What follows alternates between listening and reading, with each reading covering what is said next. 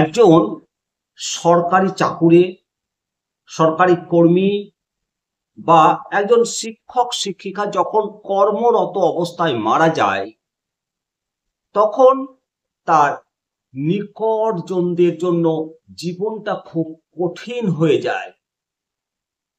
আমাদের সমাজে চাকরি কেবল একটি অর্থনৈতিক প্রয়োজন নয়, এটি আমাদের আত্মমর্যাদা এবং সামাজিক পরিচয়ের একটি অংশও বটে।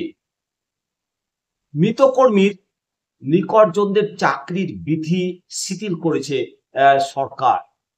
এটি খুব খুব গুরুত্বপূর্ণ পদক্ষেপ। এই পদক্ষেপ সাহায্য করবে নতুন করে জীবন শুরু করা। নিকটজনরা যখন কষ্টের মধ্যে দিয়ে যায়, তখন চাকরি তাদের জন্য একটা নতুন আলো হতে পারে, নতুন আশা হতে পারে। এটি মাত্র একটি চাকরি নয়, বরং একটি সম্পর্ককে ধারাবাহিকভাবে মৃতকর্মীর কাজের প্রতি তার ভালোবাসা, নিষ্ঠা এবং পরিশ্রমের ফলস্বরূপ তার পরিবারকে একটি নিরাপদ ভবিষ্যতের দিকে এগিয়ে নিয়ে যাওয়ার সুযোগ দেওয়া হয়। আমরা চাই আমাদের সমাজের এই ধরনের পদক্ষেপগুলো আরো ব্যাপকভাবে গ্রহণ করা হোক, যাতে মৃতকর্মীর পরিবারের নিকটজনরা তাদের জীবনের কঠিন সময়টা কিছুটা স্বস্তিতে কাটাতে পারে। ডাইং হারনেস বিধি শিথিল হয়েছে এবং এই বিধি আরো শিথিল হোক। প্রিয় দর্শক, আপনারা দেখছেন নিমতিদা দর্শন।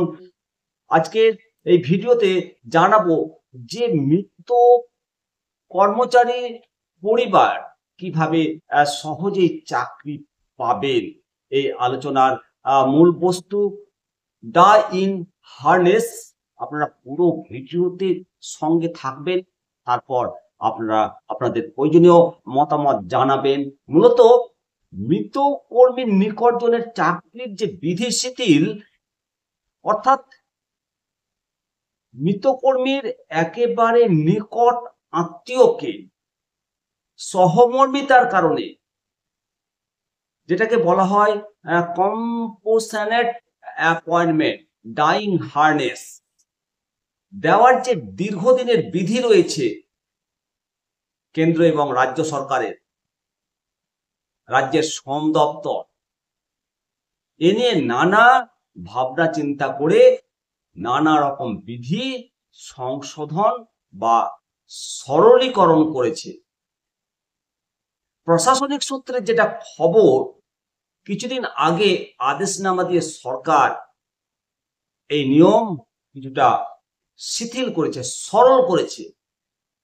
জানানো হয়েছে যে নিকট আত্মীয়ের চাকরির প্রশ্নে মৃতকর্মীর মা বাবার তরফে নো অবজেকশন সার্টিফিকেট, যেটাকে এনওসি বলা হয়, সেটার প্রয়োজন হবে না।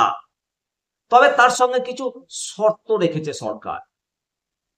শ্রম দপ্তরের যে সংশোধনী হয়েছে সর্বশেষ, তাতে জানানো হয়েছে, পরিবারের সদস্য বলতে বোঝানো হয়েছে কোন সরকারি কর্মীর স্ত্রী বা স্বামী বা পুত্র বা কন্যাকে।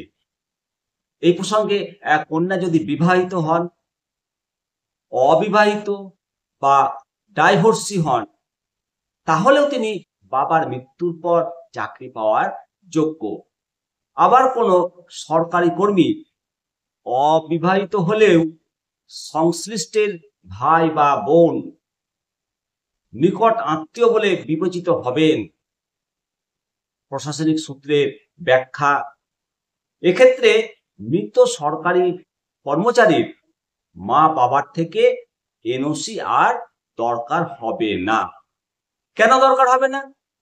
কারণ সংশ্লিষ্টরা আর সরকারি চাকরি পেতে পারেন না, তবে তাদের পরিবর্তে যিনি চাকরি পাবেন তাকে মৃত কর্মীর মা বাবাকে দেখভাল করতে হবে।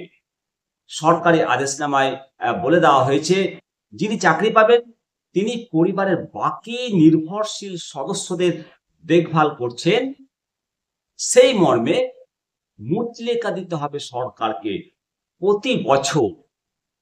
তবে এমনটা হতেই পারে কোনো সরকারি কর্মীর মৃত্যুর পর তার পরিবারের একাধিক সদস্য চাকরি পাওয়ার যোগ্য, অথচ সরকার তো চাকরি দেবে একজনকে। সেক্ষেত্রে যিনি সেই পরিবারের চাকরি আবেদন করবেন তার চাকরি পাওয়ার আগে বাকি সকলকে এনওসি দিতে হবে, তবে সেই চাকরির আবেদন বৈধ বলে ধরা হবে।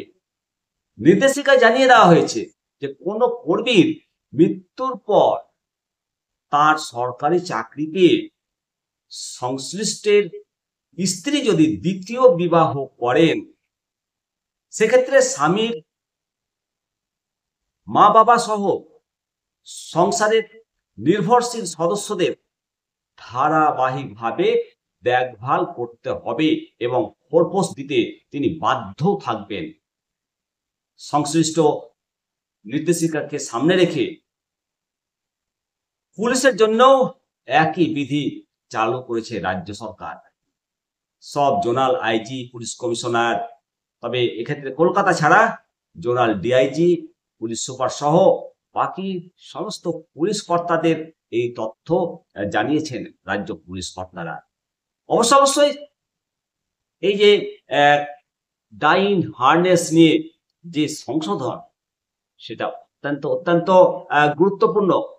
তবে শিক্ষকতার চাকরির ক্ষেত্রে ডাইং হার্নেসে শিক্ষকের চাকরি পাবেন না যদি না তার সংশ্লিষ্ট বৈধ ডিগ্রি বা যোগ্যতা থাকে। কারণ শিক্ষকতার চাকরি করতে গেলে তাকে ডিএলএড পাস হতে হবে এবং টেট পাস করতে হবে।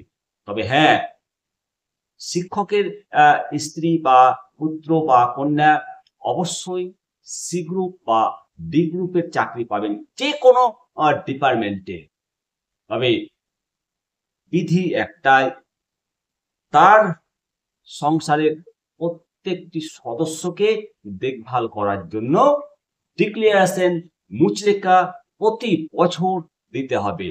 আর যদি তার স্ত্রী যদি স্বামীর চাকরি পেয়ে আবার দ্বিতীয় বিবাহ করে, সেক্ষেত্রেও তাকে মুচলেকা দিতে হবে এবং তিনি প্রত্যেকটা সংসারের পোষ্যদের মা বাবার দেখভাল করতে বাধ্য থাকবে। নিঃসন্দেহে খুব ভালো সংশোধন, খুব ভালো সংযোজন এবং যুগান্তকারী সংযোজন।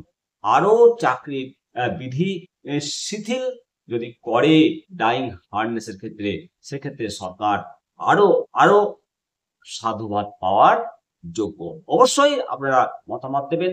দেখতে থাকুন নিমতিতা দর্শন, আর দুর্গাপূজার দিনগুলো বেশি বেশি করে আনন্দে কাটান। আপনাদের সঙ্গে আমি শিবরাম সরকার, নিমতিতা দর্শন।